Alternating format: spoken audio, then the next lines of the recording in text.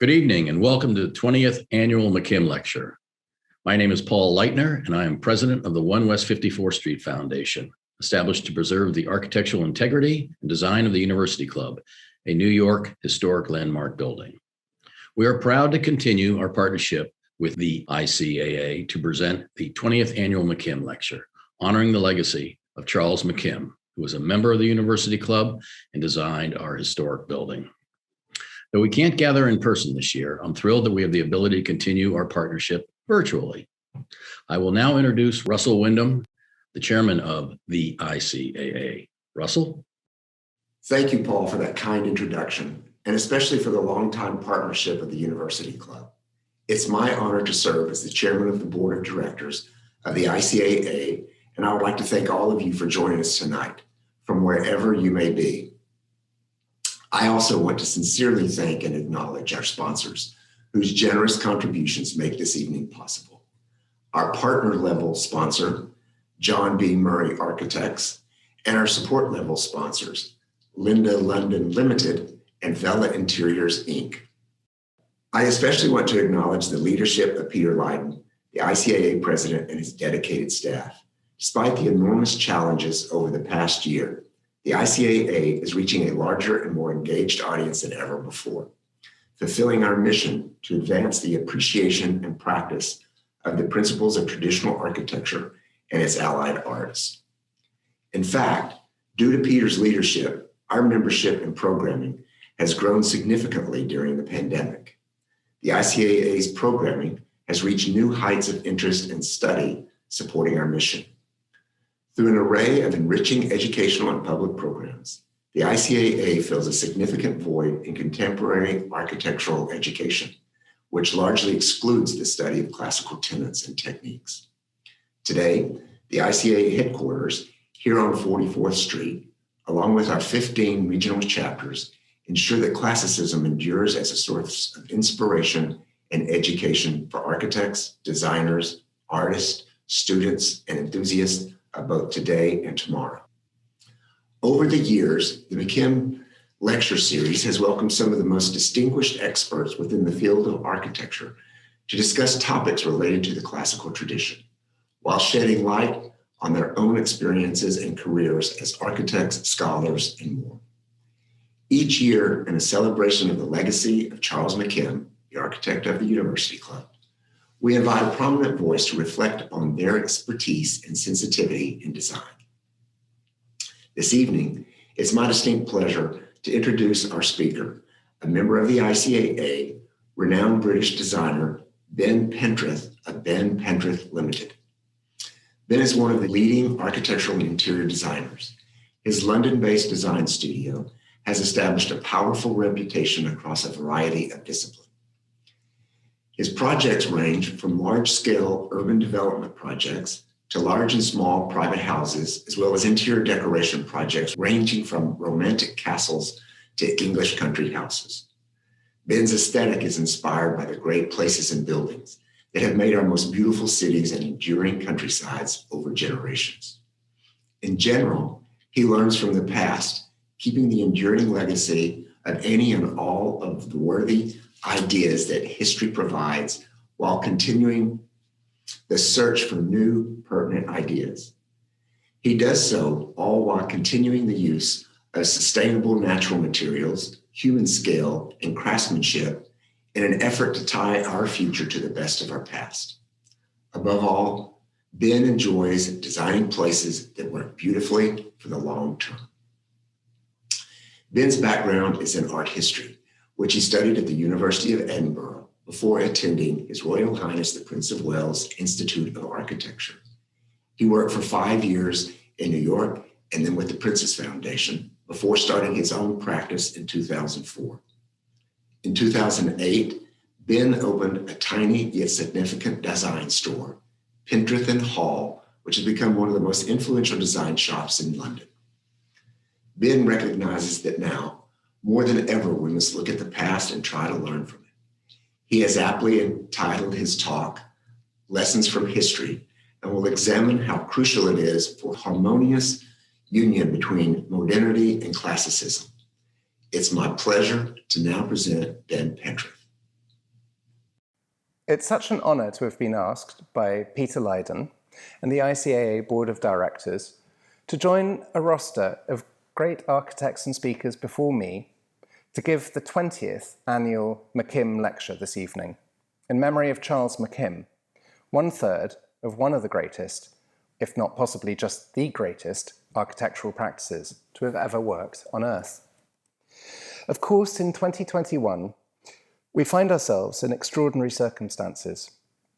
And sadly, we are not gathered tonight, as you would normally be, in the University Club in New York. Here I am instead in London, speaking to a camera and to an audience of 3. As I've been considering my thoughts tonight, it feels as if there is now more than just a glimmer of hope that we may see each other again in person soon. We may be able to travel and to hug our friends again once more, a hope born on the shoulders of science and mass vaccination on an industrial heroic scale. But doubtless the road ahead will be rockier than promised. And in choosing my subject this evening, I was inspired in part not just by the history of McKim, Mead and White, and their own deep inspiration from history as a breathing, real thing, but equally, I suppose, also by the strange and sometimes unsettling events that we have found ourselves amongst in this last year. It feels to me that we are at a moment when the values of history need not just examining, like artifacts to be looked at and dusted and placed back on their shelf, for they embody a set of living beliefs that have value and relevance. They are a philosophy that needs our protection. As the next best thing to being with you, I was lucky this evening to be able to speak to you from a room in one of London's hidden places, which has in fact inspired much of what I wanted to say tonight. I'm standing in the 107-year-old meeting hall of an extraordinary and wonderful, somewhat eccentric organisation called the Art Workers Guild, of which I'm happy to say that I've been a brother, as the members are called, for I think 16 years now. It felt right to me for this evening, if I couldn't be with you in person. I first came here in my 20s, when I was a student at that fantastic, chaotic, brilliant architectural school, the Prince's Institute of Architecture, that flowered for 10 brief years in the heady world of 80s and 90s London. The architectural style wars were raging. It was just a few years earlier that the Prince had dipped his toes into the turbulent waters of the British architectural establishment. And amongst many issues, he had decided that one of the problems which needed addressing was architectural education.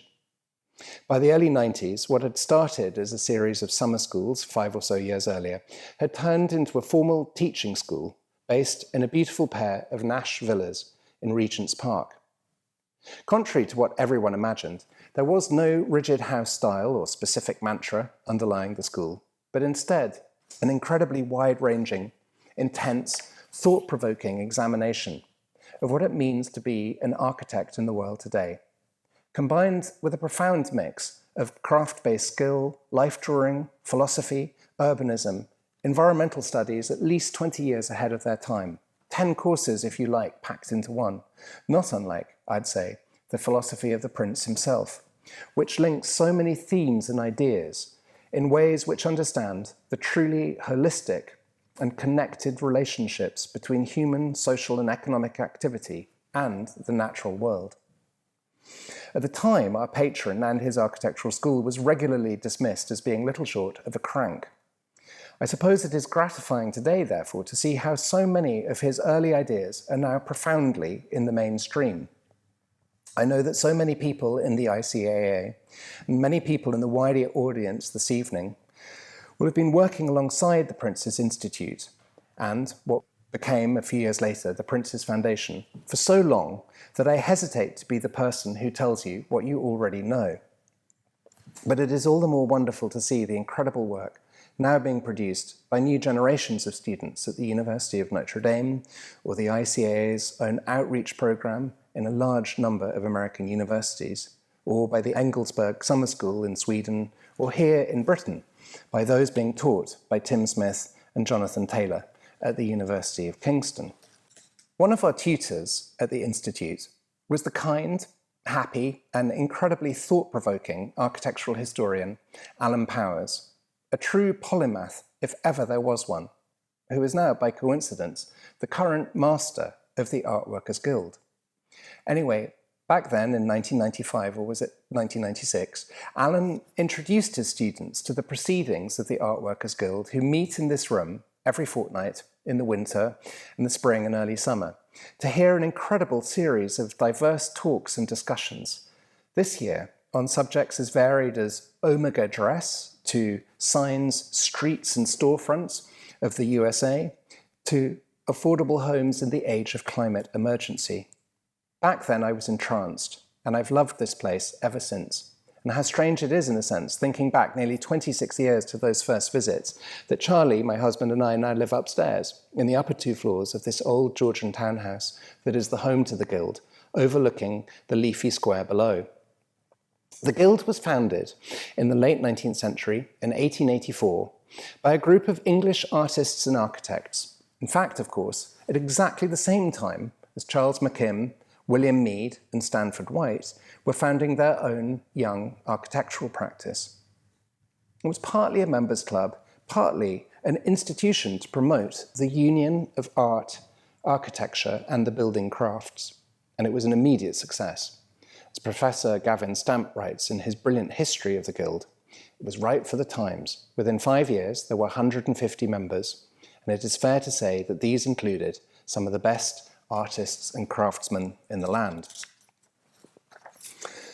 The Guild first met in the rooms of the Century Club in Pall Mall in 1888. A temporary home was found in the halls of Barnard's Inn, and then Clifford's Inn became its home, until this house at number 6 Queen Square, where I'm standing now, was acquired in 1913. Queen Square, of course, and the surrounding streets and squares around had close and powerful associations with William Morris, who for many years had his workshop, showroom and house a few doors down from here at number 26. You can see the bust of William Morris in pride of place at the centre of the room above me now. This beautiful room, scene of so many gatherings, which has tragically fallen largely silent in these last 12 months, was designed by F.W. Troop and built 1913 to 14, just as Europe hurtled into the horrors of the Great War. Around me on the boards are the names of all of the brothers. Incidentally, even the female members at their choosing are called brothers. All of the brothers since 1884.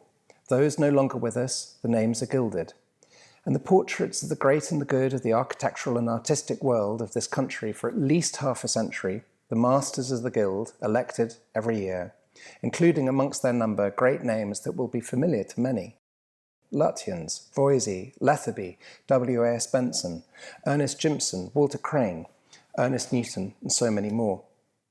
Thinking about the leaps of history that link us tonight, from this room, to the great work of the American architect we honour this evening, I'm always struck by the majesty of that extraordinary progress that America was engaged with in these same decades, building vast railway stations, museums, galleries, civic halls, the huge infrastructure of a still young country, inspired literally by the architecture of old Europe and ancient Rome.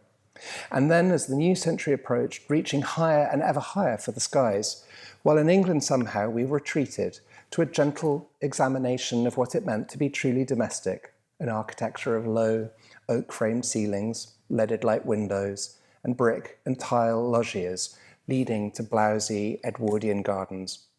The frame of a world that was about to come crashing down in the decades after 1918. Maybe this is just the story of our two nations in this last 100 years, writ in brick and stone or steel and glass. But there is almost something emblematic in those decades when America was building her great imperial cities, and now, 100 years later, do we wonder perhaps if we're watching the slow decline of that empire as others prepare to make their challenge? 2020 feels like a year like no other that we in our lifetimes have known, with its seismic shock that slammed the brakes on an incessant and relentlessly connected, hectic world, combined with, via increasingly agitated social media, the culmination of cultural challenges that last summer were ready to explode on both sides of the Atlantic. In the absence of the actual town square, which has, let's face it, been degraded to the point of near death in certain parts of America through decades of disaggregation, collapse in proper civic investment, and relentless suburban sprawl, the furious world of Twitter and of the 24-hour news media took on this forum, becoming a terrifying echo chamber of reverberating self-justification, as it did again in the weeks and months hurtling towards your general election, which as an interested but distant spectator on this shore, I must say, felt like one of the saddest episodes of American life that we will ever witness. I pray, like so many, for healing. And in the midst of these historic days, the very idea of history feels to me to be in retreat. It's not just the noise of old certainties crumbling. I'm always in favour of constantly examining received wisdom and of calling it out if it's found to be failing or false. We know that each generation makes its own narratives. There's no doubt that the history I learned at school 40 years ago would be a very different history from that learned by my father 40 years before, or from that learned by children today. And not just in the mere telling of narratives that pass from being current events into history with alarming speed. But here in Britain, at least, I do detect two simultaneous trends that I believe are linked. On the one hand, wanting to obliterate a past that we find uncomfortable or complicated, and on the other, setting up an almost saccharine, sickly sweet worship, a canned version of our national history, wrapped in a form of emotional cotton wool and theatricality that I certainly don't remember even 20 or 30 years ago. Are these unfolding approaches two sides of the same coin, two tales of a narrative driven by an internet-fueled media, obsessed on the one hand by building up virtues and on the other by tearing them down? A world defined in 280 characters, although a mere 33 characters is now the average length of the average statement on Twitter, which allows for none of the nuanced, detailed complexity of the messy, contradictory realities, the fundamental truths of history, that in each age there is both good and bad, reason and unreasonableness, progress and regression. And above all, in all of this, do we see in the social media furnace that a crucial sense of balance and perspective, of being able to understand the other side, of wanting to know differing views, is slipping away between our fingers. And yet that is precisely the most valuable nectar that the great flower of history can offer us. Of course, this is a trend that is catapulting through the world of academia more generally, not just in the collapse of critical thinking, but at a simpler, more practical level, in the rapid decline in the number of history degrees being taught or applied for. Only a fortnight ago here in Britain, following trends already clear in America and throughout Western Europe, further evidence was published of a substantial drop in the number of history courses being taken in favour of those that lead to an immediate and defined career with greater monetary reward, law, economics, finance, or science. The so-called philosophies and humanities have seen declines of student numbers upwards of 20% in the last decade. Year on year, an imperceptible change, a little like the climate warming, but starkly appreciable by the decade. I cannot believe my own good fortune to have studied history of art and history of architecture at the University of Edinburgh in the early 1990s, with a tough bunch of tutors who had great intellectual rigour and who opened my young eyes to the rich possibilities of the world around me. I had no idea exactly where that course would lead. In the rearview mirror of my life so far, of course, I can make the connections from there to here, but at the time, that journey was unmapped. I fervently pray that the arts and humanities keep alive their flames for generations to come, but I'm not sure they will unless our societies, and for that matter our young people, continue to value things other than immediate economic return.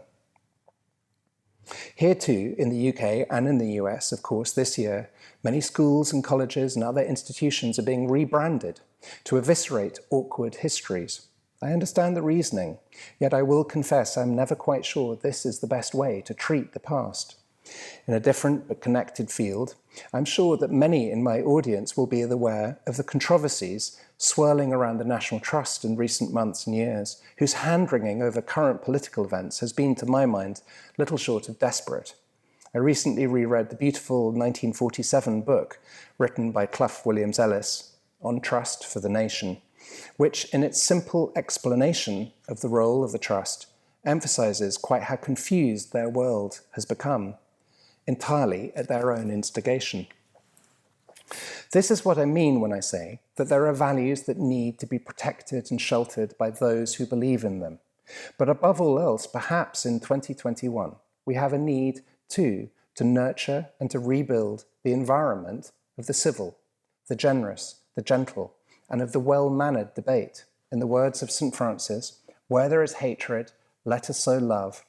Where there is discord, union. As a classical designer practicing today, like I'm sure so many wider members of my audience this evening, I find myself constantly dancing the line of history, for me, the richest theme imaginable, offering insights into thousands of years of cumulative human experience in the pursuit of both practical solutions and, maybe much more importantly, of the creation of that incredible quality that we can still call beauty. But around about 100 years ago, at just the time that the Art Workers Guild was meeting for the first time in these rooms, or Charles McKim and his colleagues were creating their powerful essays based on new iterations of ancient themes, a narrative was just commencing to do with the modern, which was about to turn many ancient certainties on their head for the very first time. I wonder if anyone has recently watched that beautiful new film, The Dig. The architectural historian Tim Britton-Catlin, a friend of mine, author of a brilliant monograph, The Edwardians and Their Houses, has written an interesting review of the unsung member of the cast, what he calls the third celebrity performer, in addition to the two above-the-title film stars. Norn Grange, the house near Shackleford in Surrey, that was designed by C.F.A. Voysey, whose portrait is above my shoulder here, for the Reverend Leighton Crane in 1897. For a long time, as Tim explains, Norn Grange was best known to the world through one small black and white illustration of its garden front in Nicholas Pevsner's Pioneers of Modern Design. Pevsner wrote of the candour and simplicity of its facade, and that what impressed him were Voysey's most progressive motifs, the long drawn-out window strips and the completely bare triangle of the gables. And then of Voysey's Broadleys on Windermere, completed 1 year after Norn Grange. From its centre bay, with its completely unmoulded mullions and transoms, from these windows cut clean and sheer into the wall, access to the architectural style of today could have been direct. By the architectural style of today, Pevsner meant the experimental German international modern style of the 1920s and 30s, which, of course, had started to appear during Voysey's own working life, much to Voysey's undisguised horror. But as Tim continues, yes, squinting at that black and white photograph of Norn Grange might well hint somehow at the Bauhaus. So it was a revelation when the house first starred in a film, Carrington, 26 years ago in 1995, to see the entrance front and the sides of the same building, curvaceous Tudor OG roofs, a Mannerist Œil de Boeuf window in an ornamental dormer above the front door, Jacobean walls, windows, gables, and ironwork. He goes on, one of the key discoveries that I made writing my book was that the best Edwardian architects had a different attitude to history than we had imagined, and they were consciously mixing Tudor and Jacobean styles, sometimes late 17th century styles as well, together within the same building. In fact, the greatest skill which Voysey excelled at was in creating satisfied and resolved details where objects from or inspired by these different historical periods collided.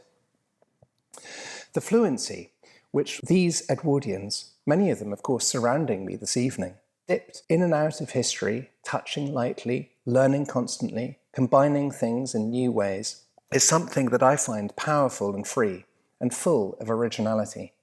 This is not the history that needs to be either sugar-coated or denied. It is a living thing, and we all do better if we have a profound understanding of our place in it. Of course, In the age of two global challenges, the pandemic and the perhaps far greater challenge of climate change, I believe profoundly that history, as well as science, teaches us answers about how to build a more sustainable environment for ourselves. I'm sure that solutions will lie in many unexpected places, and I happen to be optimistic. I know this is unfashionable in the innate sense of innovation and skill deep in the human condition at navigating such waters. Being dictated to by single issues such as solar orientation or energy efficiency is not enough. All too often, those can become the tail that wags the dog, an architecture of flimsy, bolted-on technology, intended to solve one problem, but creating so many others. We need to remember that slower and longer narrative, which looks at genuine longevity as the ultimate equation in building which matters. We need to build and to design to last, and to think about the long-term robustness of materials. As I've said before, I'm constantly struck by the ironies of the current global campaign against plastic in the oceans, and yet by the vast amounts of plastic that we shove into our buildings, generally at the behest of building regulations, knowing that all too often they will be demolished within a matter of decades. Sustainability too must, in my view, make a much greater place for the human as part of nature. So much of our contemporary ecological narrative, from the fashion for rewilding our landscapes to the obsession of environmentalists with showing once pristine natural environments despoiled by industrial processes, imagines, like some strange religion, a world that will only be pure and meaningful without humans.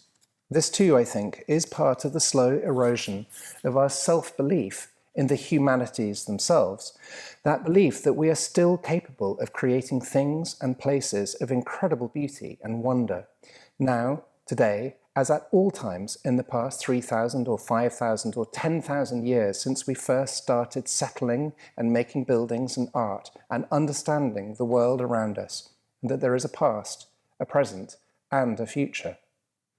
One solution, of course, is to realize that we are part of nature and it is part of us. The modernist century has been so profound in the changes that it wrought, and the acceleration of those changes has been so great, that it is quite easy to believe that the only solution is an impossible one: to revert to a pre-human, or at the very least pre-industrial utopia. But we have 7.8 billion fellow members of the human race on our planet, and we will be urbanizing at an astonishing rate, a fact that my colleague Ben Bolger, director of the Princess Foundation, is only too keenly aware of. Today, I hope for a settlement that I believe maybe we can now see as we stand 20 years into this new century, between science and history, between modernity and tradition, in which to believe in one does not mean that you have to spurn the other, but instead to realize that hand in hand far greater results can be achieved. To use, for example, the methods of one and the intuitive wisdom of the other. 12 years ago, in the summer of 2010, with my great friends George Simmersmith and Francis Terry, who will be well known to many tonight, I was part of an exhibition at the Royal Institute of British Architects called Three Classicists. It was an extraordinary moment, the first time in living memory that the RIBA had hosted an exhibition of traditional or classical architecture. We were mainly exhibiting drawings. The three of us worked hard for well over a year, preparing presentation drawings on a huge scale that filled the walls of the beautiful first-floor gallery of the RIBA headquarters on Portland Place, with its three tall windows overlooking that beautiful wide street, first laid out in the 1770s by Robert and James Adam. Ironically, for nearly every exhibition held in that room previously and since, the window blinds have been kept firmly lowered, the room darkened, so that artificial spotlights can highlight models or installations being brought in for the month. The city itself blanked out and ignored. We couldn't wait to embrace the light and the views, if you like, architecture as a servant to the city and its inhabitants, not as its master, locked in an ivory tower, or still worse, a prison of its own mind. Taking our theme a stage further, we collaborated with the antique dealers, now my good friends Max Rollett and Ed Hurst, to create a room that felt literally like a country house drawing room, as if you'd stepped through the looking glass, through one of the doors in our drawings and into another world. We knew exactly what we were up to. We were being very tongue-in-cheek, with the absolute intention of laughing at ourselves so hard that we'd make sure that we got there first, before anyone else did. But the amazing thing was the reaction to the exhibition. It's a strange truth that architects of all disciplines love drawings. So whereas our buildings may have been labelled reactionary or absurd, almost everyone could respect Francis's vivacious, huge drawings of full-size plaster details, George's beautiful and meticulous line drawings, or my soft pencil shadows. It's been rather nostalgic now, looking back at that moment. But in thinking about my subject this evening, I was drawn to the catalogue that we produced at that time, and which started with 9 short essays. One, which I wrote then, was called On Modernity, and I hope you won't mind if I read from it in conclusion. I'm often asked how, as a traditional architect, I can work on a computer, fly in an aeroplane, or listen to an iPod while continuing to draw sash windows, pitched roofs, and Flemish bond brickwork. My answer would be that they all work well for the purpose in mind, better than the alternatives. I like to use technology. I'm grateful for modern medicine, but I believe that technology and architecture operate on 2 different cycles. A point, reading back now, which was rather well made by the fact that just 12 years later, no one has an iPod anymore. In our office, I carried on, we have to change the computers every few years, but the building we work in was constructed in 1720 and has hardly changed at all. It is still perfectly fit for the purpose and has survived cycles of use and fashion while technologies come and go. My aim is to design beautiful, enduring buildings fit for landscape and climate. That has led to my personal choice for the sash window or pitched roof and to traditional materials which weather beautifully and which look more handsome with age. Although I practice a chosen language of architecture in a particular way, I feel that it should not define my entire existence or beliefs. I was recently in a debate with an architect well known for his views on sustainability, who argued that by designing Georgian buildings, I was effectively limiting the population to late 18th century conditions, and worse, to a political system that depended on the near slavery of the early Industrial Revolution in order to function. I've always been suspicious of correlations between politics and architectural styles, and I quietly withdrew from that debate. But it did teach me that anger, morality, and absurdity are never too far below the surface of the so-called style wars. My choices as a practitioner don't force me to swear allegiance to any group of battle-scarred architectural style warriors. Is it enough to say, personally, that I prefer Mies van der Rohe to a lot of Beaux-Arts architecture, Barbara Hepworth to much of today's figurative sculpture, Hockney to Alma Tadema, or, for that matter, peaceful European democracy to an imperial dictatorship? As Alan Powers suggested in his comparison of the architecture of Charles Morris and Jonathan Ellis Porter, we may finally have come to believe that in order for one of them to be right, the other does not have to be wrong. As it happens, I believe lessons of tradition have an enormous amount to offer us as we grapple with the problems of the modern world. But that does not mean that I hate the modern world, and I hope that it does not hate me.